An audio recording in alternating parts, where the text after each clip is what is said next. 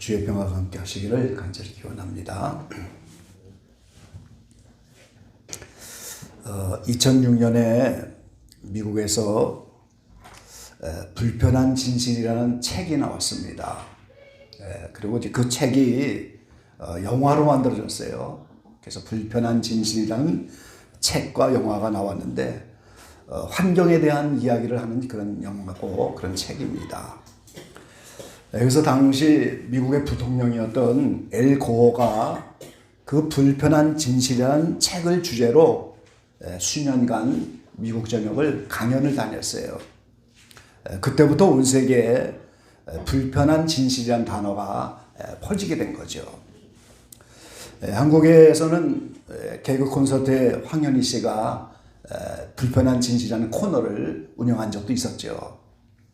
그래서 그 불편한 진실이라는 단어는 어떤 진실을 말하는데 그걸 듣는 사람들이 불편하다는 거예요. 또 다른 사람이 진실이라고 말해도 또 거기에 불편함이 있는 거예요. 자, 한 예로 커피가 몸에 좋다고 이렇게 말하는 사람도 있는데 어떤 사람은 커피가 왜 몸에 좋아? 몸에 나쁠 수도 있지. 또 어떤 사람은 커피가 몸에 나쁘다고 하는데 커피가 몸에 좋은 것도 있지. 그것도 하나의 불편한 진실로 나눠지는 거예요. 그래서 이것은 양면성이 있는 건데 말하는 주체, 이 말하는 사람이 진실을 말해도 듣는 누군가는 불편할 수 있다는 거예요. 그리고 또한 거꾸로 다른 사람이 진실이라고 말을 해도 또 내가 들을 때 불편할 수 있다. 이렇게 양면성이 있는 거예요. 누가 주체가 되고 누가 객체가 될 거냐. 주체가 아무리 외쳐도 그걸 듣는 객체는 불편할 수 있다. 이게 이제 불편한 진실이라고 하는 그 의미죠. 그래서 이 불편한 진실은 성경 해석에서도 마찬가지인 겁니다, 여러분. 자, 이 세상에서 100% 진실, 100% 진리를 아는 사람은 없는 거예요.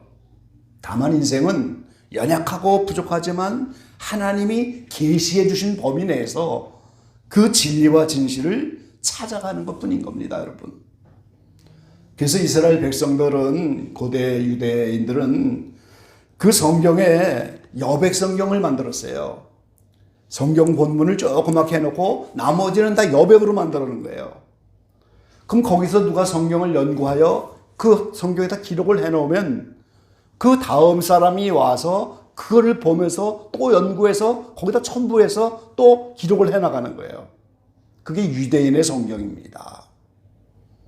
그러니까 완전한 100%의 진리와 진실이 없기 때문에 사람들은 연약한 가운데 하나님의 은혜 받고 계시 받은 대로 그걸 찾아가는 거예요. 계속해서. 그게 여백 성경의 의미가 되는 거죠. 그래서 성경도 불편한 진실에 대해서 마찬가지인데 특별히 이 부활이라는 주제도 마찬가지인 겁니다. 오늘 이 부활도 거기에 불편한 진실이 있는 거예요. 오랜 세월 기독교 이후로 사람들이 부활이 있다 없다 이렇게 생각하며 사람들은 영적 싸움을 해왔어요. 그 부활의 의미도 여러 가지로 각도를 다르게 보는 사람도 있어요. 이 부활은 몸이 사는 것이 아니고 영혼이 거듭나면 그게 부활이다. 영지주의 계열의 사람들은 다 그렇게 생각합니다. 이 몸은 부활이 없는 거고 영혼이 거듭나면 예수님이 물과 성령으로 거듭나지 않으면 하나님 나라 볼 수도 없고 들어갈 수도 없다고 했는데 영혼이 거듭나는 게 부활인 거다. 이 영지주의 영향을 받는 많은 사람들은 그렇게 생각을 합니다. 그리고 이것이 또 부활이 언제 그럼 일어날 것이냐? 이 개인적으로 일어나는 거냐? 한꺼번에 일어나는 거냐? 그래서 이 부활에 대한 개념이 오늘 우리의 구원관을 결정하는 거예요. 부활에 대한 개념이 우리의 신앙관이 달라지는 거예요. 그래서 오늘 부활, 그 불편한 진실 이런 제목으로 함께 오늘 말씀을 나누려고 합니다. 제가 말하는 것을 들을 때도 불편한 진실이 있을 수도 있지만 다른 누가 말할 때도 저도 거기에 대해서 불편한 진실을 느낄 때도 있는 거예요. 그러나 우리가 다 연약한 인생이고 부족한 인생이지만 우리 성경을 중심으로 부활의 의미를 찾아보면서 그 불편한 진실한 이런 제목을 함께 은혜를 나눠보기로 하겠습니다. 첫 번째 부활의 의미인데, 이 부활의 의미는 소생하는 것이 아닙니다. 이 죽었다가 살아난 이야기는 많잖아요. 엘리야도 죽은 가브의 아들을 살렸고, 엘리사도 죽은 아들을 살렸고, 사도 바울도 사람을 살렸고, 베드로도 사람을 살렸고, 심지어 예수님도 많이 살렸잖아요. 나사로도 죽었어요. 근데도 나사로를 살렸습니다. 이렇게 죽었다가 살아나는 그거를 부활이라고 말하지 않는다는 거죠. 죽었다 살아나도 언젠가는 또 죽는 인생이에요. 그래서 그것은 죽었다가 살아도 그거는 소생되어진 것이고 재생되어진 것이 부활이 아니라는 거예요. 성경에서 말하는 부활이라는 건 영생불사입니다. 영원히 죽지 않는 그런 생명으로 이렇게 바뀌는 그거를 부활이라고 하는 거예요. 영생불사입니다. 예수님 당시에도 사두개인들은 부활이 없다고 믿는 사람들이었는데 예수님께 와서 부활 논쟁을 하잖아요. 모세가 율법을 통하여 우리에게 아껴주기를 칠형제가 있는데 형수가 죽었어요. 후사도 없이 죽었어요. 그 둘째가 형수를 취하는 거죠. 이스라엘 사람들은 각각 땅을 기업으로 받아서 그 땅을 지켜야 되기 때문에 계속해서 이렇게 기업을 이을 자가 나타나야 되기 때문에 둘째가 형수를 취하고, 근데 또 자식이 없이 형수가 죽고, 일곱이 다 형수를 취하였는데 이후에 부활이 되면 그 누구의 아내가 되겠습니까? 그러니까 예수님이 뭐라고 말씀하셔요? 너희가 부활에 대해서 오해하였도다. 하나님 나라의 부활 시에는 시집가고 장가가는 나라가 아니고 천사들과 같다, 그렇게 말씀하셨어요. 그럼 천사는 죽는 존재가 아니잖아요. 천사는 영생불사하는 겁니다, 여러분. 영원히 사는 존재예요. 그것처럼 오늘 우리의 부활은 영생불사인 겁니다. 그래서 바울은 성경 곳곳에 그 부활을 기다린다고 고백을 하고 있지요. 빌보 3장에 보면 영적으로는 이미 온전해졌지만 내가 이 부활에 대해서는 아직 온전하지 못하기 때문에 그 표대를 향하여 지금까지 달려온 거 다 잊어버리고 그걸 목표로 하여 달려간다, 그렇게 말씀하고 있어요. 예수님도 요한복음 17장에 보면 마지막 기도하시잖아요. 지금까지 하나님 걸 영화롭게 하고 영광을 돌렸지만 다시 한번 영화롭게 해주십시오. 그러니까 사도행전 3장에 보면 하나님이 예수님을 부활시키셨어요. 영화롭게 하셨다고 했어요. 그 기도를 들으신 거죠. 그러니까 부활은 예수님과 같이 영원히 죽지 않는 영화로운 몸을 입는 것이 부활인 거예요. 그걸 우리는 영광의 자리에 나간다고 하는 겁니다. 신령한 몸이죠. 영원히 죽지 않는 몸입니다. 이거를 이제 성경에 부활이라고 말하고 있는 거죠. 그래서 이 부활은 성도의 최대 소망인 거예요. 이 세상을 살면서 병들고 고통당하고 죽고 불행하고 이 모든 것을 초월하여 영원히 죽지 않는, 죽지도 않고 병드는 것도 없고 먹을 필요도 없고 생각만 하면 즉시 만나지고 시공간을 초월한 그런 영생불사의 신령한 몸, 그게 부활이에요. 그건 우리의 예수 믿는 우리가 이 부활이 우리의 산 소망이잖아요. 이 세상에서 소망은 다 없어지는 소망이지만 부활은 영생불사하는 성도의 최대의 소망이고 이거를 살아있는 소망이라고 하는 거예요. 이게 진짜 소망인 겁니다, 여러분. 그래서 이 부활은 성도들이 기다림의 최배고 바로 기쁨과 축제를 바라보는 것이고 이것이 하늘나라의 시민권을 얻는 기준인 거예요. 자, 두 번째, 그럼 부활은 언제 일어나는가? 이 본문의 고린도서 15장 20절 이후의 말씀에 오늘 부활의 때와 차례에 대해서 말씀하고 있지요. 이 차례대로 된다, 이렇게 본문 가운데 말씀하고 있잖아요. 차례대로 된다. 23절에 각기 자기 차례대로 되리니, 이 부활은 차례가 있습니다. 그래서 먼저는 첫 열매인 그리스도요 그랬어요. 이 예수님이 부활의 첫 열매가 아닌 겁니다. 그리스도가 부활의 첫 열매예요. 예수님은 우리를 위해서 죄에서 우리를 건지기 위해서 십자가에 죽으신 분이고 부활하시면 그분은 그냥 예수님이 아닌 거예요. 예수 그리스도가 되는 거예요. 기름 부은 자가 되는 겁니다. 그래서 그리스도가 부활의 첫 열매다 그랬어요. 그러니까 예수님이 영원히 죽지 않는 부활의 몸을 입기 전까지 인생은 한 번도 영생불사의 몸을 가진 사람이 없었다는 거죠. 예수님이 부활의 첫 열매다 그랬어요. 그래서 오늘 저와 여러분이 부르심을 받은 것은 로마서 8장에 있는 말씀대로 부르시고 의롭게 하고 영화롭게 한다 그랬잖아요. 그 영화롭게 하는 건 예수님의 부활을 본받는 거예요. 그 아들의 형상은 부활입니다, 여러분. 부활을 받기 전까지는 우리는 영화롭게 되는 게 아닌 거예요. 그 다음에 오늘 본문 가운데는 없지만 구약의 얼마간의 의인들 24장로를 비롯하여 몇몇 의인들이 예수님 부활 후에 즉시 따라붙어서 부활을 입지요. 마태복음 27장 51절에서 53절에 있는 그런 말씀이에요. 오늘 그 부분에 대해서는 이제 오후에 오늘 좀 자세히 부활의 차례에 대해서 제가 다시 한번 증거하도록 하겠습니다. 그러고 나서 이제 예수님이 강림하실 때, 그리스도 강림하실 때 그에게 붙은 자요 그랬어요. 예수님 강림할 때 그리스도에게 붙은 자인데 이 강림은 두 가지입니다. 공중 강림이 있고 지상 재림이 있어요.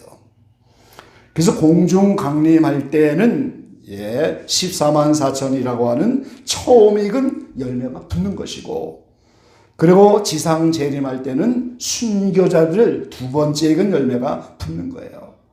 마가복음 4장에 오늘 하나님의 나라는 사람이 땅에 씨앗을 뿌리는 것처럼 우리 심령에 하나의 말씀이 들어왔는데 여기서 싹이 나고 이삭이 달리고 열매를 맺으면 추수한다 그랬잖아요. 그러니까 오늘 익은 열매된 순서대로 차례가 되는 거예요. 교회 시 동안에 한 묶음으로 14만 4천 명은 살아있는 동안에 이 땅에서 열매가 되어졌어요. 익은 열매가 됐기 때문에 예수님 공중강림할 때 처음 익은 열매로 추수를 하는 겁니다. 그리고 이제 순교자들은 환난 중에서 두 번째 익은 열매로 추수가 되지요. 그래서 예수님 공중강림과 지상재림이라고 하는 그리스도 강림할 때 붙은 자들은 두 종류의 익은 열매고, 그들이 요한계시록 20장에 보면 첫째 부활로 부활체를 가지고 천년왕국에 나타나게 되는 거죠. 자, 우리 요한복음 5장 말씀 한번 같이 찾아보시겠습니다. 요한복음 5장입니다.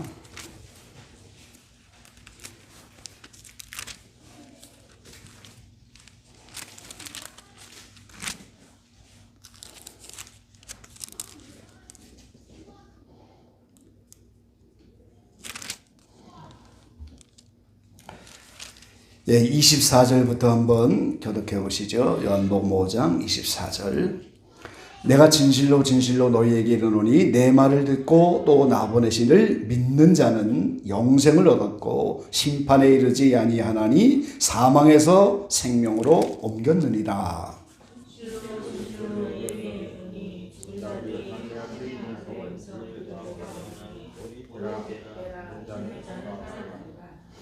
아버지께서 자기 속에 생명이 있음 같이 아들에게도 생명을 주어 그 속에 있게 하셨고,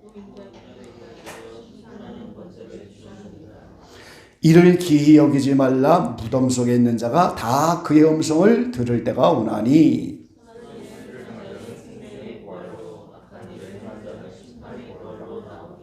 네, 여기에 25절에 죽은 자들이 하나님의 아들의 음성을 들을 때가 오나니 곧 이때라. 듣는 자는 살아나리라. 예수님 공중 강림할 때 오늘 처음 익은 열매들이 부활체를 입는 그 모습을 말씀해주고 있는 거예요. 그리고 28절에 무덤 속에 있는 자가 다 그의 음성을 들을 때가 온다 그랬어요. 이 말씀은 바로 고린도서 15장에 그리스도 강림하고 그 후에는 나라를 아버지께 바칠 때라. 이렇게 백보자 심판 끝나고 천년왕국이 끝나고 백보자 심판이 끝나고 나서 새하늘 새 땅이라는 하나님의 나라가 이루어질 그때의 세 번째 익은 열매 전체가 다 부활을 하는 겁니다. 그래서 그것을 오늘 무덤 속에 있는 자가 그 음성을 들을 때가 온다 그랬어요. 그러니까 차례가 있는 거잖아요. 예수님 공중강림할 때, 지상재림할 때 그들은 천년왕국의 첫째 부활이고 나머지는 다 오늘 백보자 심판이 끝나고 둘째 부활 때 한꺼번에. 근데 그때 불신자들도 부활을 하는 거예요. 29절에 보면 선한 일을 행하는 자는 생명의 부활로, 악한 일을 행한 자는 심판의 부활로 나오리라 그랬잖아요. 선한 사람은 영생 불사로 영원히 천국의 기쁨을 누리기 위해서 부활하는데, 지옥에 가는 인생은 영원한 고통을 받으려고 부활하는 거예요. 그 얼마나 불행한 겁니까? 악한 일을 했기 때문에 심판의 부활을, 심판받는 부활로 나오는 거예요.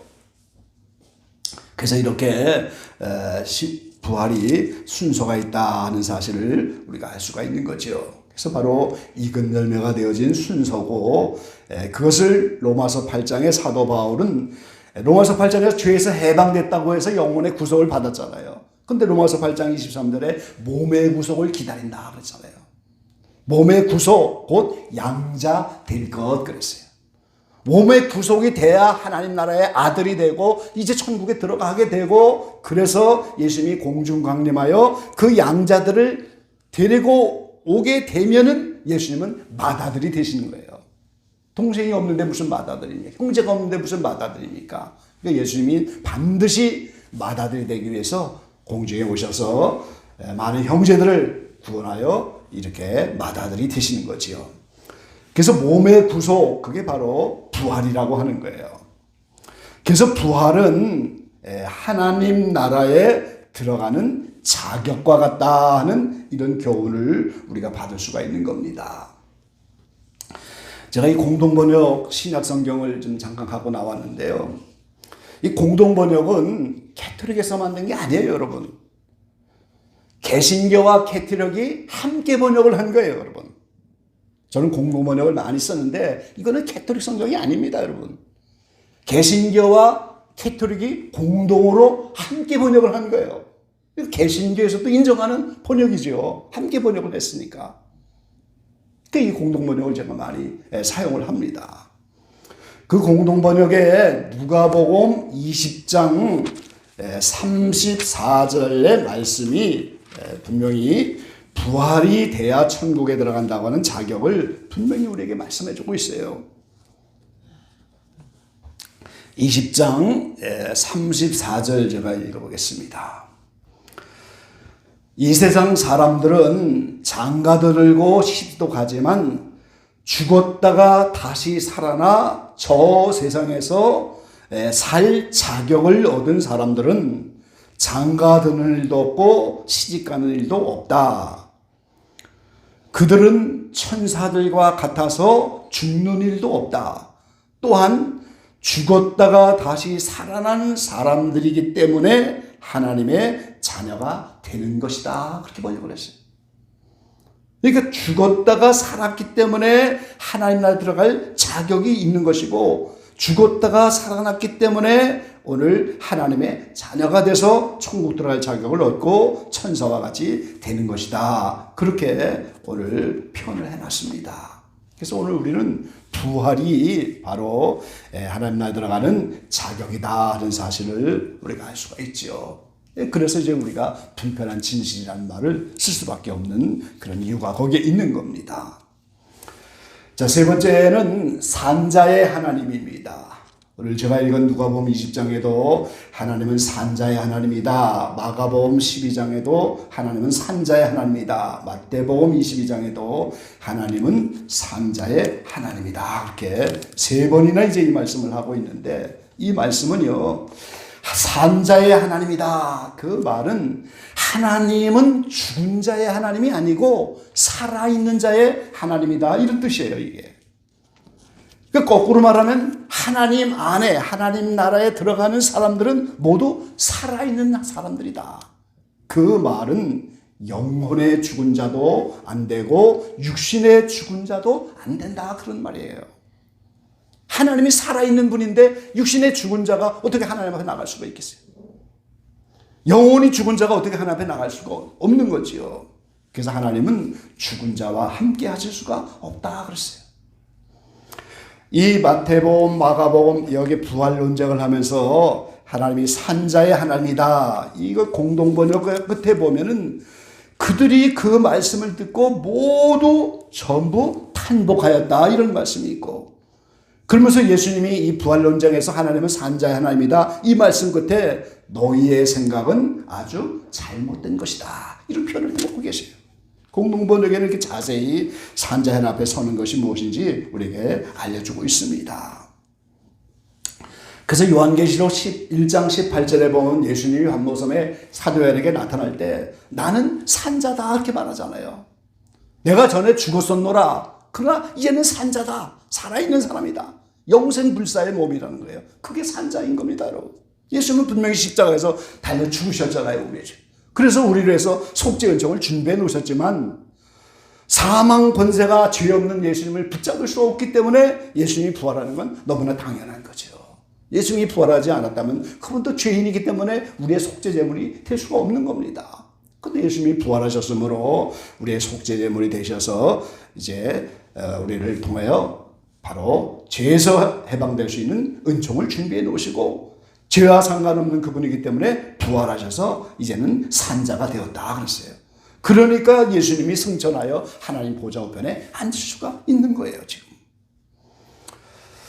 그래서 오늘 부활은 이렇게 예수님과 같이 죽었다가 살아서 영생불사의 몸을 입은 영화의 단계까지 나간 그것을 부활이라고 하고, 그때 산자의 하나님 앞에 서는 자격을 얻는 것이다 하는 겁니다. 예, 부활은 성도의 최대의 소망입니다. 나머지는 다 산소망이 아니죠. 부활만 산소망이고, 이 부활은 천사와 같이 되는 것이고 죽음과 변과 눈물 고통을 초월하는 것이고 생각만 해도 만나지는 것이고 생각만 해도 이루어지는 것이고 시공간을 초월한 영생 불사가 되는 거예요. 그래서 예수님이 나를 믿는 자는 죽어서도 살아나고 나를 믿는 사람은 영원히 죽지 않는다. 이렇게 분명히 약속하고 계시잖아요. 자, 마지막으로 고린도서 15장의 42절, 44절 말씀을 우리가 함께 보겠습니다. 42절, 44절까지 함께 봉독해 보시죠. 죽은 자의 부활도 이와 같으니 썩을 것으로 심고 썩지 아니할 것으로 다시 살며 욕된 것으로 심고 영광스러운 것으로 다시 살며 약한 것으로 심고 강한 것으로 다시 살며 육의 몸으로 심고 신령한 몸으로 다시 사나니 육의 몸이 있은즉 또 신령한 몸이 있느니라 그랬어요. 현재 내 몸은 썩을 몸이다 이 말이에요. 근데 그게 썩지 아니할 몸을 입는 것이 부활이라는 거예요. 현재는 내가 욕된 몸이에요. 병들 수 있고 고통당하고 나쁜 짓도 하고 욕된 이런 육체를 가지고 있는 욕된 몸인데 그건 영광스러운 몸으로 다시 산다는 거잖아요. 지금 현재는 약한 것이에요. 지금 내 몸이 약합니다. 그런데 부활을 하게 되면 강한 것으로 다시 사는 거예요. 그렇잖아요. 병도 이기고 사망도 이기고 죽도 영원한 영생 불사의 몸이니까 강한 몸이, 그런 강한 몸이 어디 있겠어요. 그래서 오늘 육의 몸이 있는 것처럼 신령한 몸도 있고 이 육의 몸을 먼저 심어서 죽어서 썩어져야 그 다음에 오늘 신령한 몸이 나타나는 거예요. 그래서 나에게 준 이 육신을 가지고 영원한 몸으로 새롭게 이렇게 나타나기 위해서 내 몸을 거기다가 심고 거기다 투자해야 되고 거기다 희생을 해야 되고 그걸 찾아가는 것이 오늘 예수 믿는 본분이 거기에 있다는 거예요. 부활이 그래서 성도의 최대의 소망이 되고 그날의 감격을 우리가 기다리면서 그렇게 살아가는 거예요. 그래서 주님이 오실 수밖에 없고 주님이 오실 그날을 우리가 기다리고 있는 거죠. 차례대로 그때부터 부활이 일어나니까. 그래서 이 썩어질 육신을 주시면서 이 땅에 사는 동안에 죽지 않는 영원한 몸으로 나타나기 위해서 그걸 심으라고 주는 거예요, 우리에게. 육체를 가지고 많이 심으시기 바랍니다, 여러분. 영생불사의 몸을 얻기 위해서 심어야 하는 거예요. 15장